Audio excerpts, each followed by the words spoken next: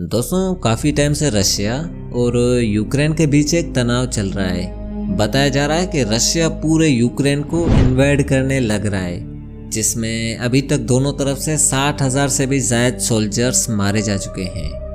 पर दोस्तों रशिया ने इस वार के स्टार्टिंग में तो ये बताया था कि वो अपने सोल्जर्स को सिर्फ ईस्टर्न यूक्रेन यानी डोनेट्स्क और लोहांस्क में भेज रहा है, और वो भी सिर्फ पीस कीपिंग के नाम पे। यानी ये कोई हमला या कोई इन्वेजन नहीं है, बस ये एक छोटा सा मिलिट्री ऑपरेशन है पीस को बरकरार रखने के लिए। पर दोस्तों ये बात सरासर गलत थी, इसमें तो 1% भी सच्चाई नहीं होती।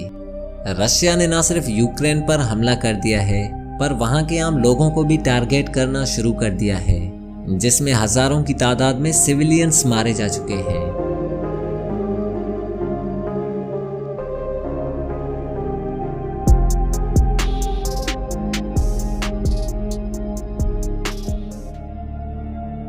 दोस्तों इस वीडियो में हम बात करेंगे कि ये जंग आखिर क्यों लड़ी जा रही है, इसके मेन रीजंस क्या हैं, और इसके अलावा रशियन डिक्टेटर व्लादिमीर पुतिन क्यों आखिर हड़पना चाहता है पूरे यूक्रेन देश को। और आखिर में दोस्तों हम ये भी बात करेंगे कि क्या ये रशियन ऑक्यूपेशन वर्ल्ड वॉर 3 की शुरुआत है या बस ये एक छोटा सा तनाज़ा है इन दोनों देशों के बीच। दोस्तों इस कंट्रोवर्सी को समझने के लिए हमें जाना पड़ेगा साल 1991 में, जब सोवियत यूनियन के टुकड़े हुए थे, यानी सोवियत यूनियन कोलैप्स कर गई थी। और उस वक्त 15 अलग अलग पार्ट्स रशिया से अलग होकर इंडिपेंडेंट देशों में बंट गए थे, और उन 15 देशों में से एक यूक्रेन भी था, जिसको आज़ादी मिली थी सोवियत यूनियन के टूटने के बाद।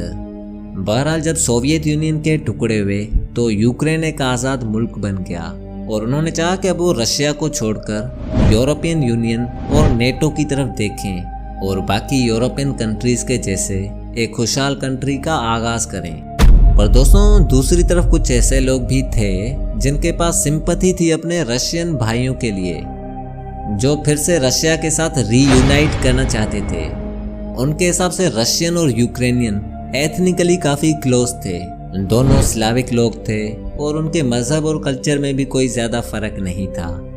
इसीलिए वो चाहते थे कि उन्हें फिर से रशिया के साथ मिल जाना चाहिए। फ्रेंड्स आपको याद होगा कि कुछ दिन पहले रशियन प्रेसिडेंट पुतिन ने कहा था कि यूक्रेन और यूक्रेनियन पीपल हमारे हिस्ट्री और कल्चर का एक अहम हिस्सा है, और 1991 में जो कुछ भी हुआ था वो एक ट्रेजेडी थी, वो एक डिस्ट्रक्टिव इवेंट था जिसमें 25 मिलियन रशियन एक दूसरे से कट ऑफ हो गए थे।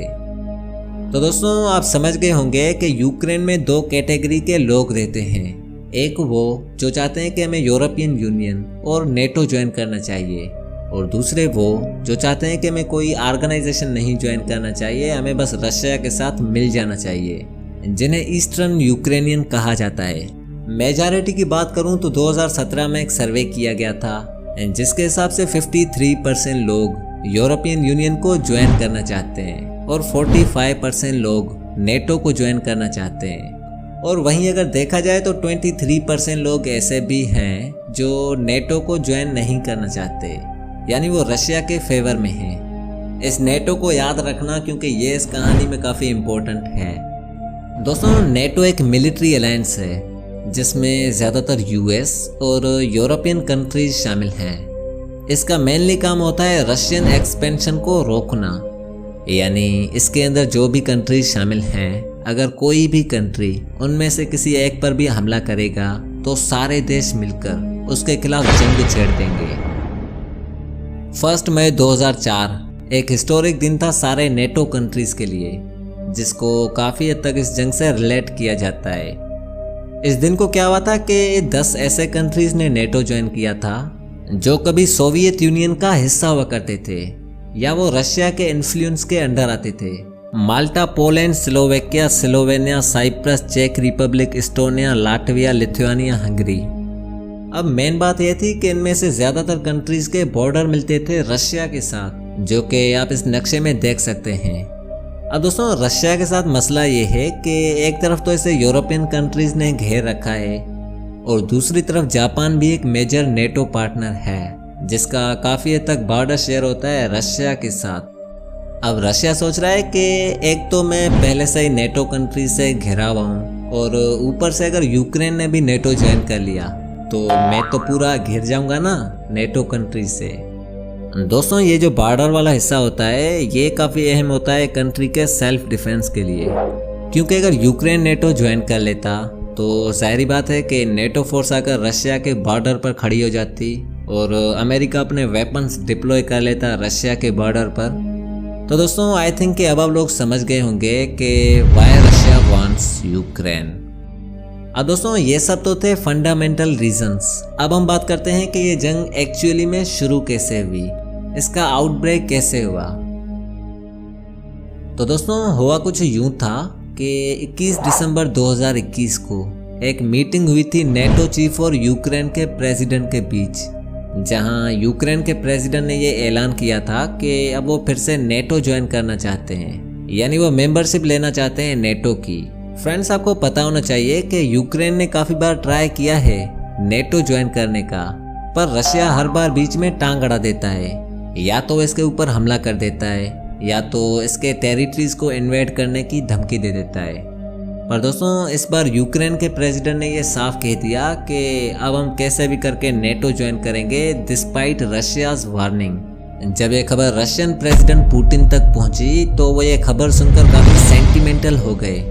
सबसे पहले उसने बात की अमेरिकन प्रेसिडेंट जो बाइडेन से, उसके बाद यूके के प्राइम मिनिस्टर बोरिस जॉनसन से, और यही बात की कि आप मुझे वादा करें कि यूक्रेन कभी नेटो ज्वाइन नहीं करेगा। तो आपके हिसाब से क्या नेटो मान जाएगा? बिल्कुल भी नहीं। उन्होंने पुतिन से कहा कि यूक्रेन एक आज़ाद मुल्क है, उन्हें हक है अपने फैसले खुद करने का। अगर वो चाहें तो नेटो ज्वाइन कर सकते हैं, अगर वो नहीं चाहें तो भी उनकी अपनी मर्जी है। जब पुतिन ने ये अल्फाज सुने तो उसे बहुत गुस्सा आया।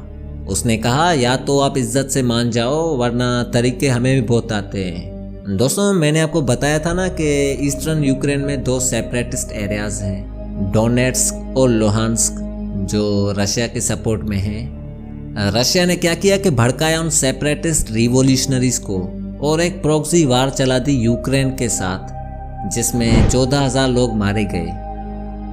Мною принято решение о проведении специальной военной операции. Цель – защита людей, которые на протяжении 8 лет подвергаются издевательствам, геноциду со стороны киевского режима. उसके बाद पुतिन ने ये आरोप लगाया कि यूक्रेन जेनोसाइड कर रहा है ईस्टर्न यूक्रेन में, यानी वो नस्लकुशी कर रहे हैं हमारे रशियन भाइयों के साथ, और इसीलिए अब हम अपनी आर्मी भेज रहे हैं उनकी मदद के लिए। और यूं दोस्तों 24 फरवरी 2022 को रशिया ने अपने करीब 1 लाख सोल्जर्स लेकर यूक्रेन पर धावा बोल दिया और यूं एक घमासान जंग छिड़ गई रशिया और यूक्रेन के बीच। अब दोस्तों वेस्टर्न कंट्रीज सोच रहे हैं कि पुतिन ने अपने सारे मुआहिदे तोड़ दिए हैं, अब इसको कैसे भी करके रोकना होगा वरना ये पूरे यूक्रेन को इन्वेड कर लेगा। यहाँ पर मैं एक इम्पोर्टेंट चीज़ पॉइंट आउट करना चाहूँगा कि जब से सोवियत यूनियन टूटा है तब से लेकर आज तक रशिया हर 3-4 सालों में ये सब करता आया है अपने नेबरिंग कंट्रीज़ के साथ। सबसे पहले उसने 2008 में जॉर्जिया के कुछ हिस्सों पर कब्जा कर लिया था, उसके बाद इसने मालदोवा के कुछ पार्ट्स छीन लिए और 2014 में तो इसने पूरे मुल्क क्रीमिया को ही इन्वेड कर डाला।